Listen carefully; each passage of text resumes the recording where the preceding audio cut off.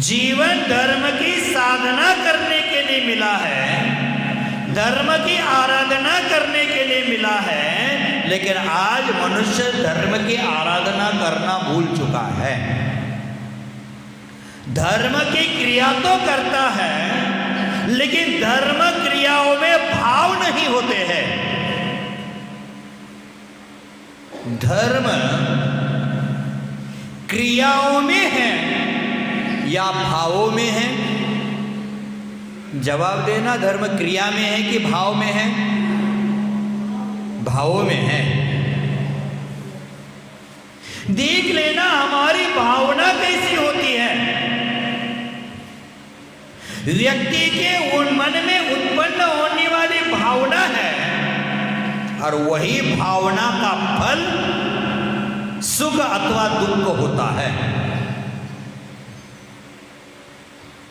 एक संत थे, बहुत पहुंचे हुए संत थे,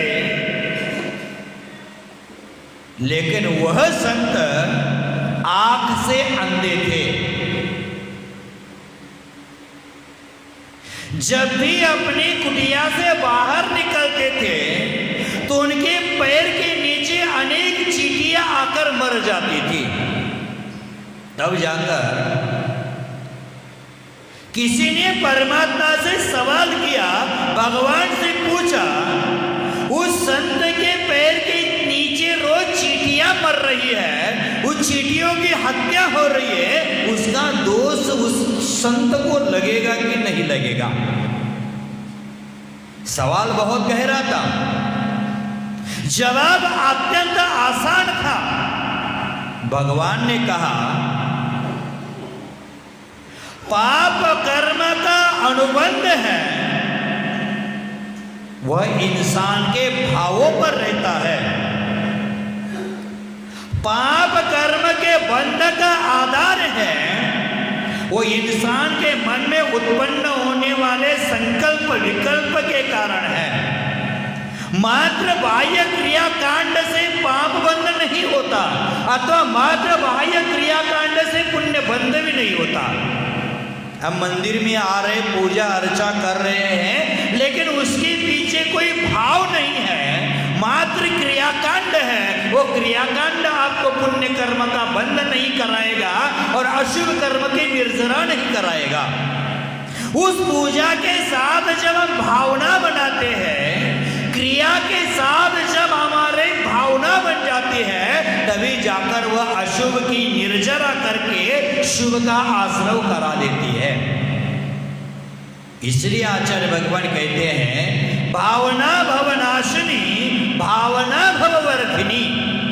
हमारी भावना ही इस भव की संतति का नाश करती है और हमारी भावना ही इस जन्म मरण की संतति की वृद्धि करा देती है। तो भव्य बंधुओं, पाप कर्म का बंध है वो हमारी भावना से होता है, इसलिए उस संत को पाप कर्म का बंध नहीं होगा, ऐसे भगवान ने कहा।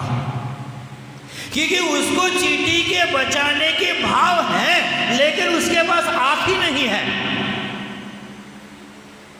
तब जाकर शिष्य ने पुनः भगवान से जिज्ञासा उत्पन्न कर दी, हे भगवान, उस संत का सौभाग्य है, अहोभाग्य है कि उनकी भावनाओं के कारण वह पाप बंध नहीं कर रहे हैं, उनका नाम सर्वत्र है, उनकी ज्ञान की ख्याति कीर्ति सर्वत्र फैली हुई है। इतने पहुंचे हुए संत हैं, फिर अंधे कैसे बने हैं? तब जाकर भगवान ने कहा कि यह संत पिछले भाव में एक वैद्यराज थे, कविराज थे, वैद्य का काम कर रहे थे और वैद्य का काम करते करते उन्होंने एक दिन किसी व्यक्ति की जानबूझकर आंख फोड़ी थी, नेत्रहीन बनाया था। उसी के प्रभाव में आज इतने जाने माने संत भी नेत्रहीन बन गए हैं। जैसी करनी वैसी भरनी। आज हम दूसरे पर कीचड़ उठाल रहे हैं, लेकिन एक दिन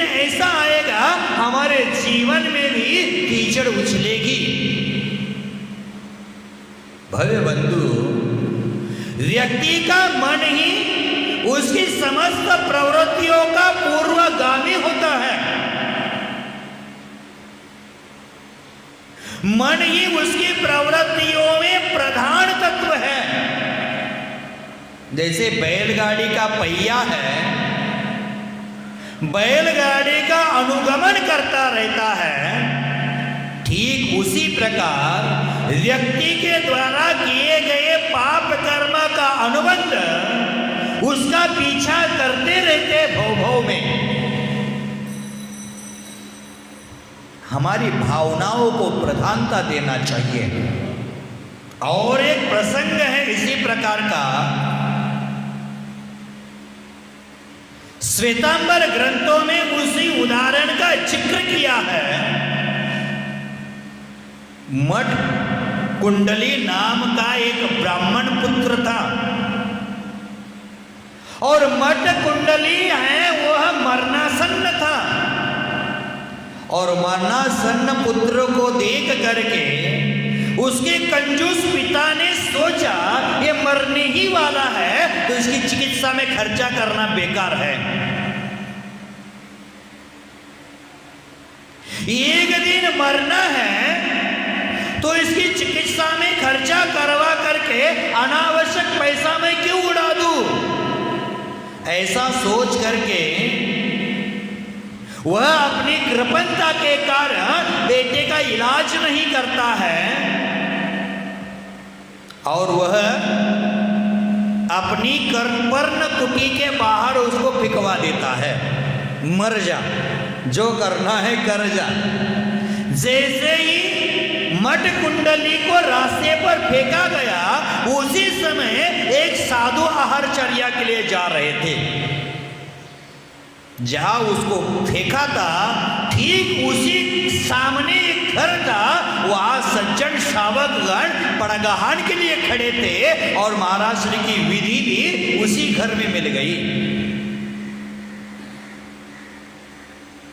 महाराज श्री आहारचर्या के लिए उस घर में पहुंचे।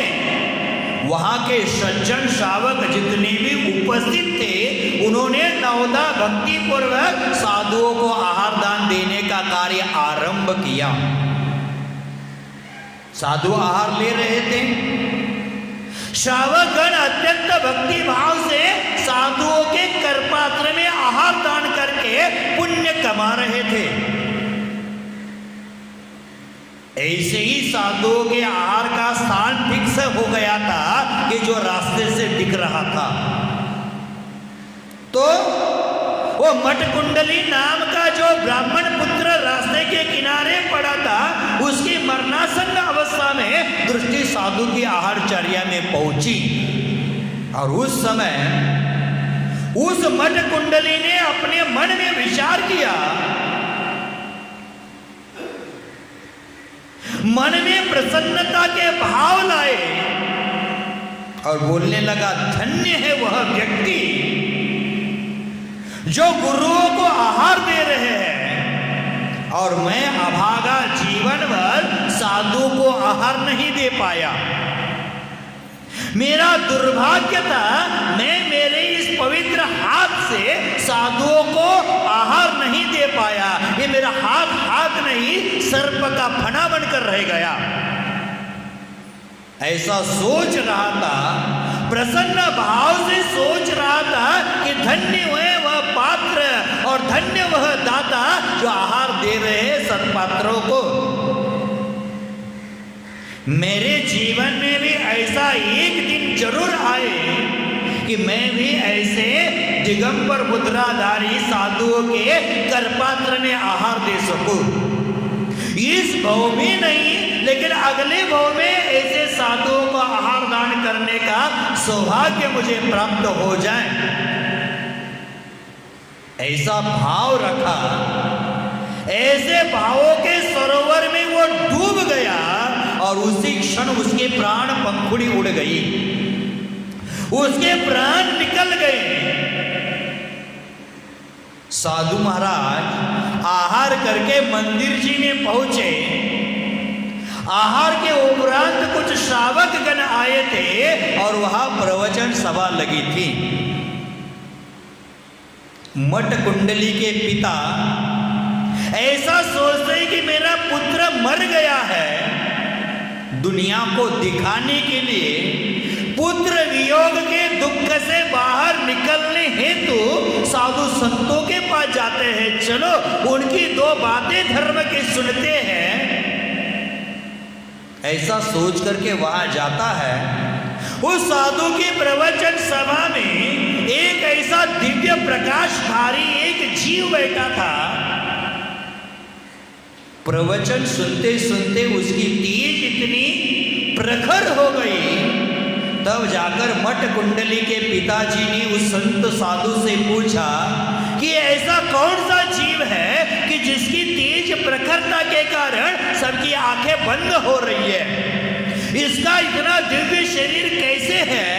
तब साधु ने जवाब दिया, यह जीव दूसरा कोई नहीं है, यह जीव अभी अभी मरण को प्राप्त हुआ तेरे पुत्र का जीव है। ये आहार दान की भावना रखने से स्वर्ग में उत्पन्न हो गया, प्रसन्नता की भावना रखने से उसको देवगति की प्राप्ति हो गई और वहां से वह धर्म भावना से यहाँ आकर धर्म सुनने के लिए बैठा है। जिस मठ कुंडली ने जीवन भर कभी आहार दान नहीं किया, कृपणता के कारण खर्चा हो जाता है, इसी कारण उसके पिताजी ने चिकित्सा करने की अपेक्षा, इलाज करने की अपेक्षा रास्ते के किनारे फेंकवा दिया। लेकिन मरण समय में प्रसन्नता के भाव, उदारता के भाव, धर्म रूप भाव इतना फल देकर गए कि वो स्वर्ग का देवता बन गया। ये तो मनुष्य था। ऐसे अनेकों उदाहरण शास्त्र जी में पढ़ते हैं जो पशु भी परमेश्वर बन गए हैं। कुत्ते का उदाहरण आता है, मरण के समय जीवनधर कुमार के द्वारा नमोकार मंत्र सुनाया, नमोकार मंत्र सुना और डीओजी जीओडी बन गया, डॉग भी गॉड बन गया। बैल ने मरण समय में नमोकार मंत्र सुनाया, वो सुग्रीव बनकर उत्पन्न हो गया। मेंढक मरण के समय में भगवान के समो शरण में जाकर के भगवान की वाणी सुनने का भाव रखा, हाथी के पैर में आकर मरा और वह स्वर्ग का देवता बना।